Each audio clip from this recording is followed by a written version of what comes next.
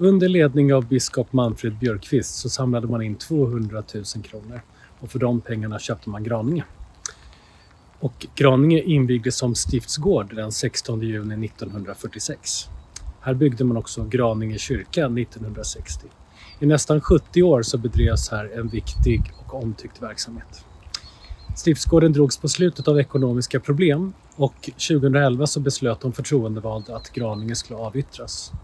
Och 2013 så såldes fastigheten. I beslutet fanns andemeningen att pengarna från försäljningen skulle användas till en ny mötesplats i centrum.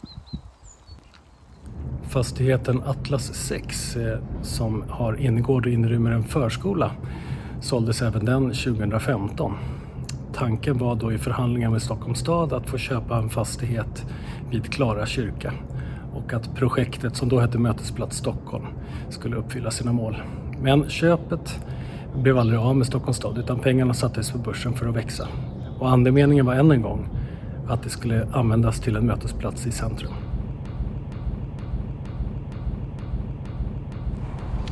Pengarna har nu investerats i fastigheten Lantmätaren 2 som består av Sankt Jakobsgården som har blivit nytt stiftskansli, Sankt Jakobs kyrkogård och Sankt Jakobs kyrka.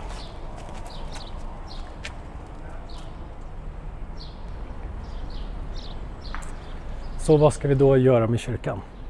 I projektet finns det 3 definierade verksamhetsområden. Det ena området det handlar om att kyrkan är en kyrka. Det är en gudstjänstlokal och det är en konsertlokal.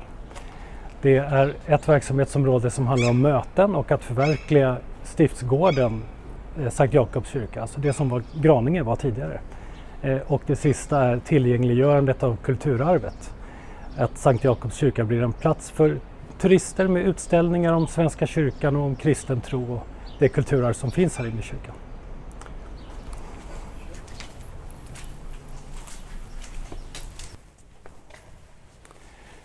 Det vi ska göra inne i kyrkan är dels verksamhetsanpassningar men också ta hand om det eftersatta vård- och underhållsarbete som finns här.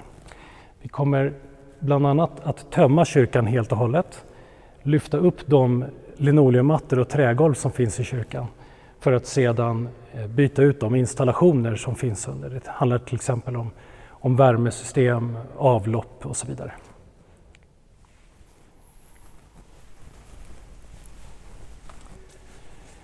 När det kommer till utställningar så kommer vi utveckla de som finns idag i Jakobs kyrka. Vi kommer, bland annat de kyrkbänkar som vi beskrev kommer tas bort när vi lyfter golven. Många av dem kommer inte ställas tillbaka. Så i hela norra skeppet så återgår inga kyrkbänkar. Utan utställningen kommer fortsätta hela vägen tillbaka till det mötesrum jag kommer att prata om sen.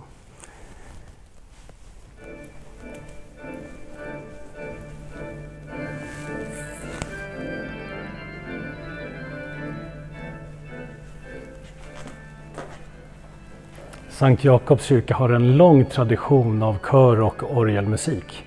Det pågår bland annat på fredagar after work här med konserter med orgelspel som är väldigt populär. Och kyrkan är fylld i adventstid. Den här orgeln är en av Sveriges största och den har 9710 piper. Några väldigt stora.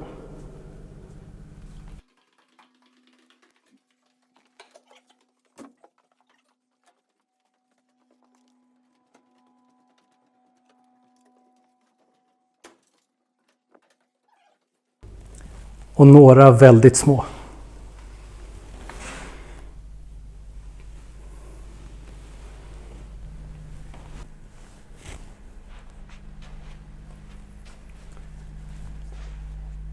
En del i projektet är ju självklart att göra någonting åt det gamla ljud och ljus som finns i kyrkan idag. Sankt Jakobs kyrka har en lång efterklang och det är ganska besvärligt att bli hörd när man pratar i mikrofon. Det som kommer ske är att det kommer komma digitala moderna högtalare på alla dessa pelare och de kan man styra så att man kan hålla ner volymen och ljudet kan spridas åt de som sitter nära högtalarna. På det sättet så får vi inte det här ljudet som klättrar upp i kupolen och skapar efterklangen utan man ska kunna sitta här och ha möten och höra vad folk säger. När det kommer till ljuset så ska vi bland annat Se till att det blir belysning uppifrån ner i kyrkbänkarna så man kan se vad det står i psalmboken. Vi kommer belysa kulturarvet, det vill säga bland annat de begravningsvapen som sitter på väggarna. Men vi kommer också belysa kupolerna.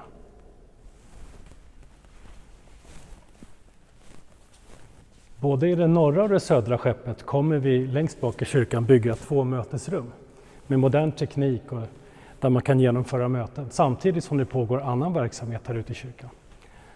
Den gamla altartavlan, den kommer flyttas bort till utställningarna.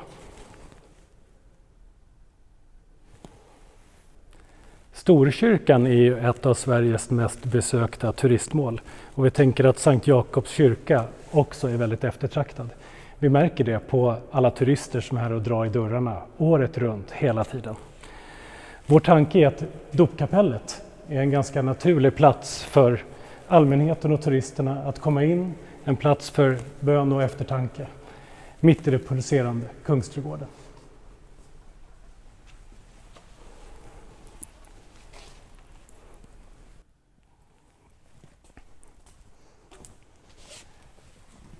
Ja, när man köper en kyrka från 1640-talet med eftersatt underhåll, då finns det mycket överraskningar. Förra vintern så fick vi stänga av kyrkan för att byta ut de radiatorer vi kom åt i väggarna. Och i år kommer vi stänga kyrkan tidigare för att åtgärda de sista radiatorerna och stänga av golvvärmen. Men det finns mycket överraskningar, bland annat har vi haft problem med åskledare och med sprinklersystemen. Det finns mycket att berätta om.